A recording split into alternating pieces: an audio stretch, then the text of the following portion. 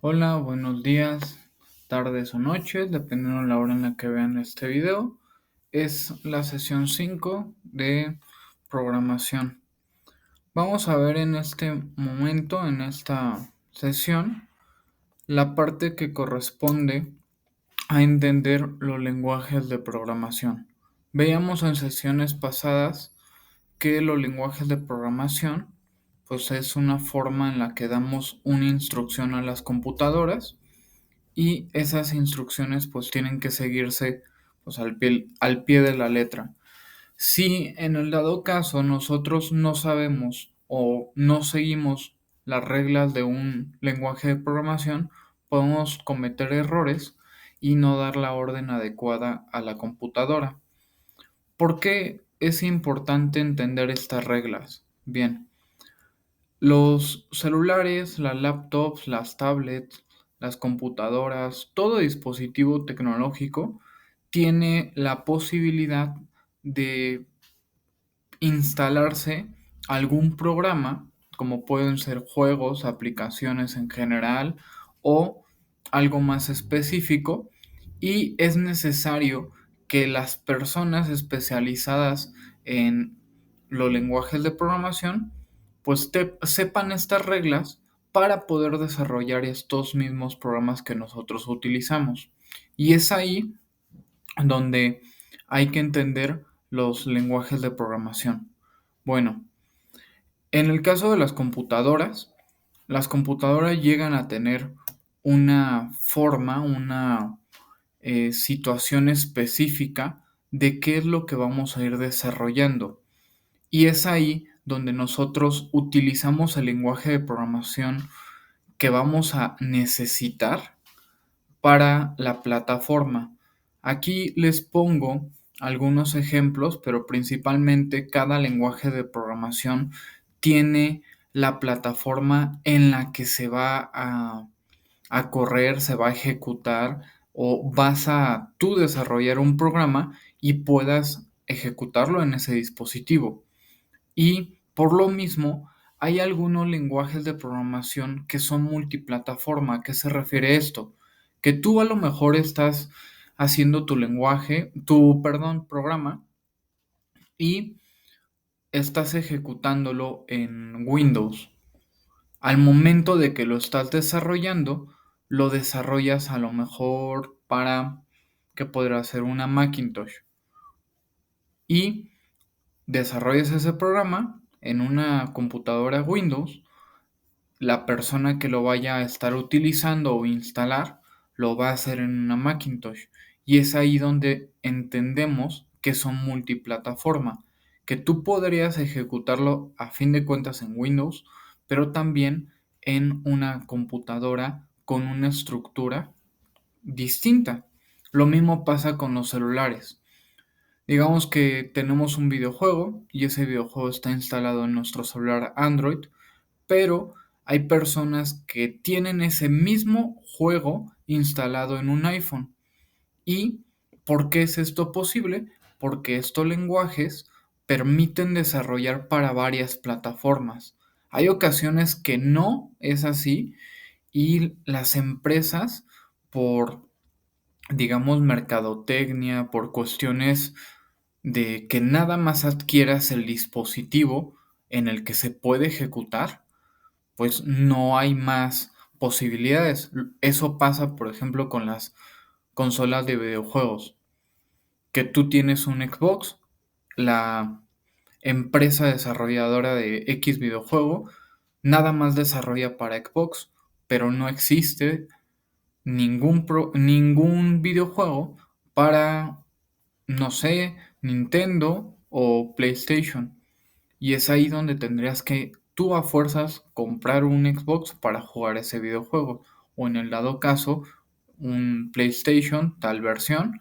Y es ahí donde se puede verificar que esos lenguajes de programación solamente fueron hechos o puede generarse el programa con ellos para plataformas específicas. Y ahí entramos en estos ejemplos. El primero que pueden ver es el de C++ es uno de los lenguajes de programación más comunes y se puede decir que más tiempo lleva utilizándose y en la actualidad sigue utilizándose para algunas plataformas. Y es un lenguaje orientado a objetos. ¿A qué se refiere esto? Dentro de los dispositivos, de un celular, de una computadora, de una tablet y demás, cada botón, cada, eh, pues se pudiera decir que acción, herramienta, ventana, cada cosa que nosotros vemos en las pantallas se le entiende como objeto. Eso quiere decir que tú puedes tener un botón en cierto programa y ese botón hace X función, como el botón de guardar, el botón de cerrar, de minimizar, y al presionar esos botones específicamente hacen esa acción. Y por lo mismo se les conoce como lenguajes orientados a objetos porque tú puedes darle la instrucción para que cada uno de esos objetos desarrolle ciertas acciones. Y eh, C++ es utilizado prioritariamente en plataformas Windows, ya sea una versión, no sé, XP o una versión en la actualidad como Windows 11. Y hay posibilidades de que se puedan llegar a correr en ciertas versiones porque fueron desarrollados para esas y en otras no, pero sigue siendo Windows. El siguiente ejemplo que podemos ver es el de Java. Java es un lenguaje que lleva bastante tiempo, eso sí, pero se ha estado innovando y es un lenguaje de programación de última generación o de nueva generación y es multiplataforma. No creo, o a lo mejor y sí, que recuerden que ciertos celulares en los 90, también incluso en los 2000, al momento de instalarlos, venían en un inicio con este mismo logo, el de una tacita de té saliéndole humo. Es un lenguaje de programación que se utilizó para generar videojuegos para los celulares en un inicio. O sea, en los 90 que empezaron a salir celulares ya con pantallas a color y si tú querías instalar un videojuego, lo tenías que a lo mejor mandar un mensaje, te llegaba el videojuego a tu celular y lo podías instalar. También se llegó a generar para celulares en blanco y negro o que no tenían color, sino nada más la pantalla con un color de la luz y las letras en color negro. Entonces, Java, así como en esos dispositivos, esos ejemplos que les doy, en la actualidad también se sigue utilizando para los celulares Android y para tabletas y demás dispositivos que también se incluyen ahí los vehículos inteligentes o algún dispositivo que sea inteligente o un, dada la redundancia, dispositivo que sea orientado al Internet. Y Java permite desarrollar ese tipo de videojuegos, de aplicaciones y demás para multiplataforma. El otro lenguaje de programación que les pongo de ejemplo es HTML. HTML también es un lenguaje común y este lenguaje permite generar páginas web. En la actualidad vamos en el HTML versión 5 y es un lenguaje de programación que no ha cambiado mucho en su estructura. Permítanme un momento. No ha cambiado mucho en su estructura, pero permite desarrollar más acciones en las versiones actuales, HTML5. Y es más seguro. Al tratarse de una página web, permite tener mayor seguridad cuando estás trabajando en esas páginas. Entonces, esos son los ejemplos, los tres ejemplos de lenguaje de programación pues que elegí porque son los más comunes o los más sonados y más utilizados a fin de cuentas. pasamos al siguiente punto, que son los compiladores. Los compiladores, pues básicamente es una herramienta y esta herramienta le permite al programador tener a detalle todas esas reglas que les hablaba en un inicio mediante este programa. Este programa tú lo abres y empiezas a escribir tu programa, o sea, básicamente es un programa en el que generas más programas y al estar escribiendo el código, si tú te equivocas, así como en Word, por ejemplo, que escribes una palabra en español o en el idioma en el que esté configurado y te subraya en donde hay un error y te hace la autocorrección. Entonces, el compilador tiene una acción parecida a eso, a un autocorrector, pero orientado al lenguaje de programación en el que escribas, como los anteriores que les daba en ejemplos. A lo mejor estás escribiendo en C++, que es el que más adelante les voy a enseñar en próximos videos, lo van a aprender a utilizar.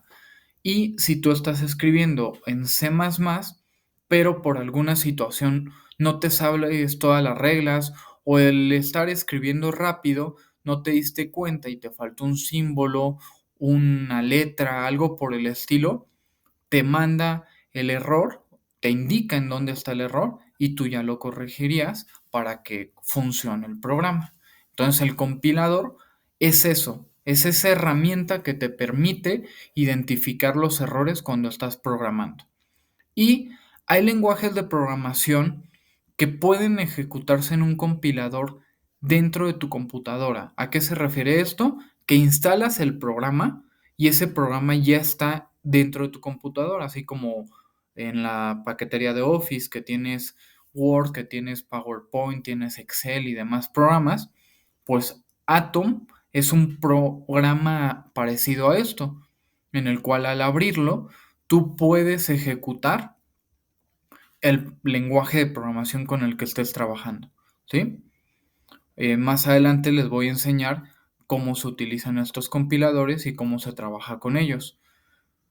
Les voy a voy a dejar de compartir la ventana de PowerPoint y voy a compartir la ventana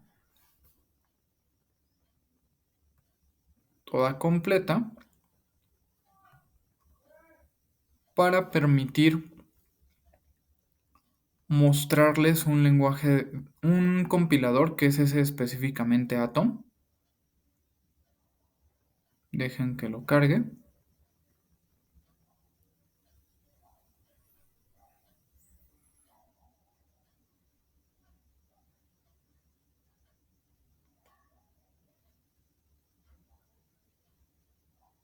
Creo que va a ser mejor compartir nada más la ventana de Atom para que no suceda ese error.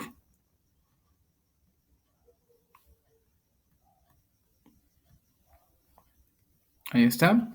Este es Atom, es la ventana de Atom.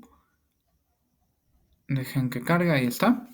Esa es la ventana de Atom. Al momento de nosotros abrirlo, podemos escribir el código y ese código nos puede mostrar si hay algún error al momento de estar escribiendo. Este es un programa que yo desarrollé en C++ y al momento de nosotros estar escribiendo, pues nos identifica lo que escribimos. Les voy a mostrar aquí un ejemplo. Por ejemplo, si escribo code,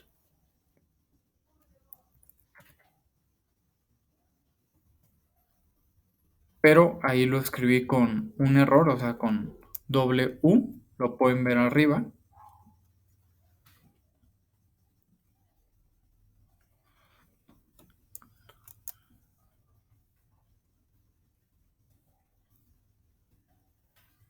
Yo estoy escribiendo esto, no nos lo va a mostrar específicamente como en el caso del autocorrector en Word, pero sí nos va a mandar la posibilidad de que no se esté corriendo adecuadamente y es ahí donde nosotros llegamos a corregir los errores. Todas las cuestiones que lleguemos a escribir tenemos que escribirlas de manera detallada, pues más adelante que les enseñe para no adelantarme en la sección que estamos viendo, pero ahí ven más o menos la, la situación que es un compilador. Básicamente escribes el texto y ese texto que estás escribiendo, pues lo comprende el programa y te permite identificar lo que está escrito. Hay otros lenguajes bueno, hay compiladores, no específicamente lenguajes de programación. Hay compiladores que permiten ejecutar en una página web. O sea, no necesitas instalar nada en tu computadora, que es el que van a estar utilizando o trabajando en próximas sesiones, que abres una ventana así como cualquier otra de internet y le pones, en este ejemplo que les pongo de Online GDB, lo abres en el explorador de internet y así como el de Atom te detecta el texto que estás escribiendo y lo permite ejecutar. Entonces en próximas sesiones van a estar trabajando y viendo con esos programas.